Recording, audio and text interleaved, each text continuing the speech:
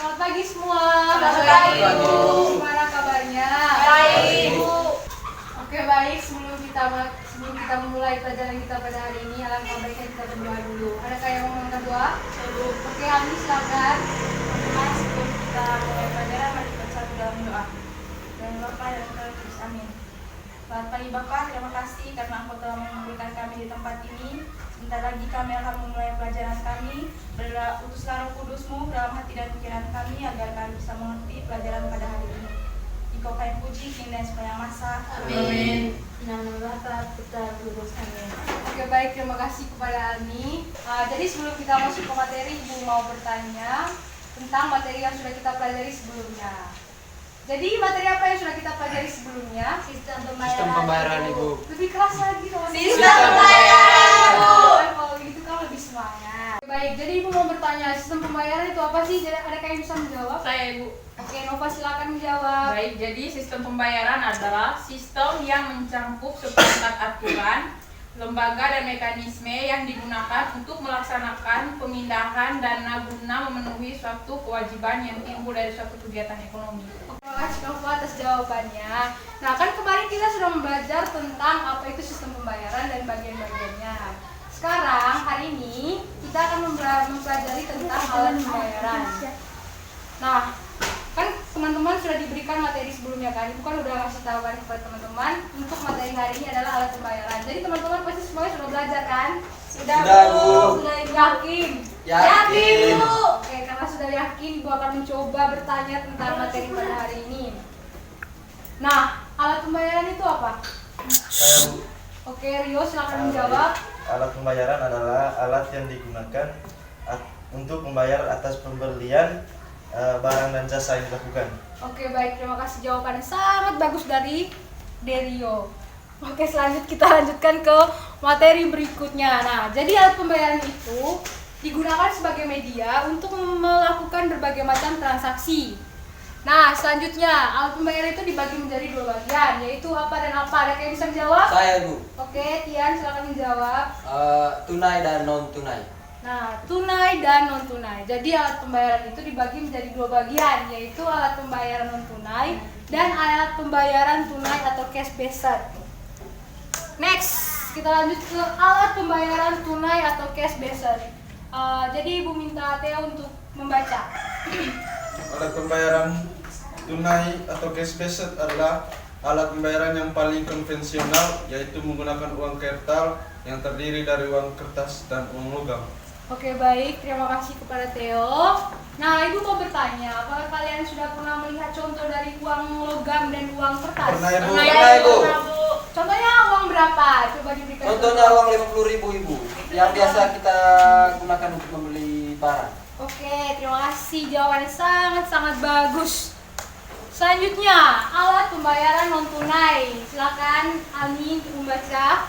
Alat pembayaran non tunai adalah seluruh alat pembayaran selain tunai atau uang kartal.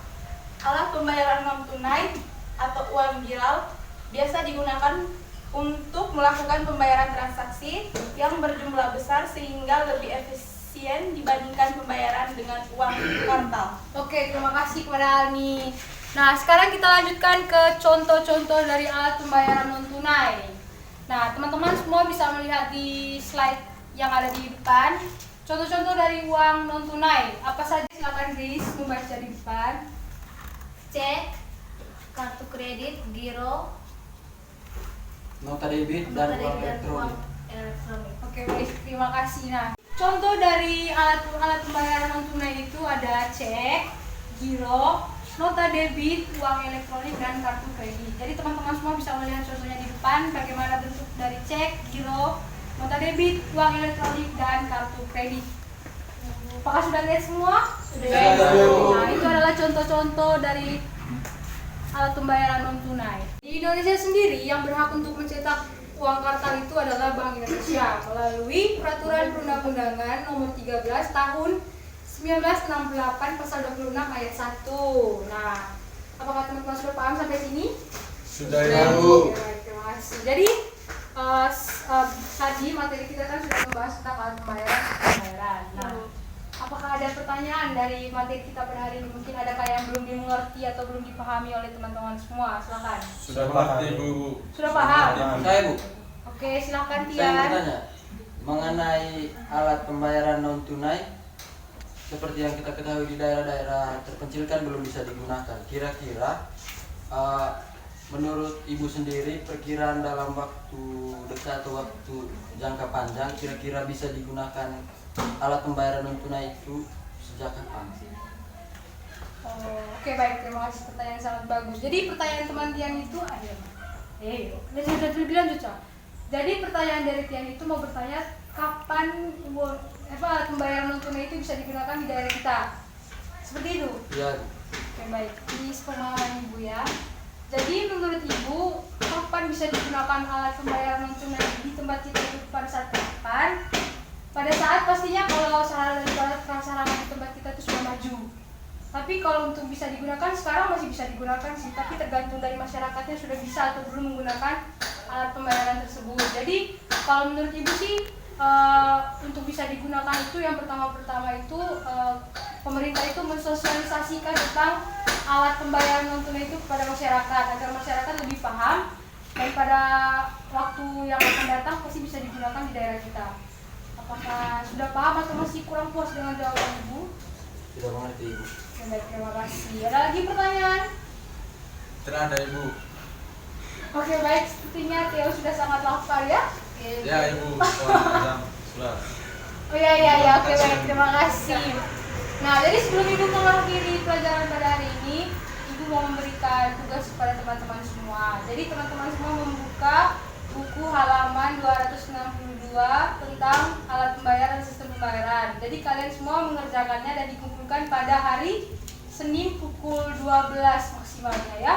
Ya Bu. Baik, Ibu mengerti? Mengerti Bu. Oke, baik. Bu mau tanya Bu. Oh iya, silakan. Ali mau bertanya apa? Ali tahu nanti itu kumpulnya langsung di ruang guru atau kumpul di kelas Bu? Kalian send ya, nanti kirim ke email Ibu ya. Oke Bu. Ya, Terima kamu kasih. Kamu terus pergi ke sekolah, kan kita sekarang lagi social distancing, oke? Oke Bu. Nah, oke, baik, terima kasih partisipasi dari teman-teman semua. Kalian semua sangat semangat. Semoga untuk pelajaran berikutnya kalian semua lebih semangat lagi ya. Ya Bu. Sampai ketemu minggu depan Ibu. Ya, baik, Sampai terima kasih. ketemu. Jadi, oke, baik, sebelum kita mengakhiri pelajaran kita pada hari ini, alangkah baiknya kita berdoa dulu. Ada yang mau mengangkat berdoa? Saya Ibu. Ya, silakan Dian. Marilah kita berdoa dalam nama Bapa dan Putra dan Kudus. Amin. Terima kasih ya Yesus karena Engkau telah membimbing kami dari pagi tadi hingga siang hari ini. Sekarang kami pulang ya Tuhan Yesus, membawa kami dalam perjalanan pulang agar kami sampai di rumah dengan selamat. Terima kasih. Amin. Oke, baik, terima kasih Pak Dian. Jadi pelajaran kita sampai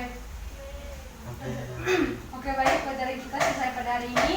Semoga kalian pulang dalam keadaan selamat dan sampai ke rumah dengan selamat. Selamat siang.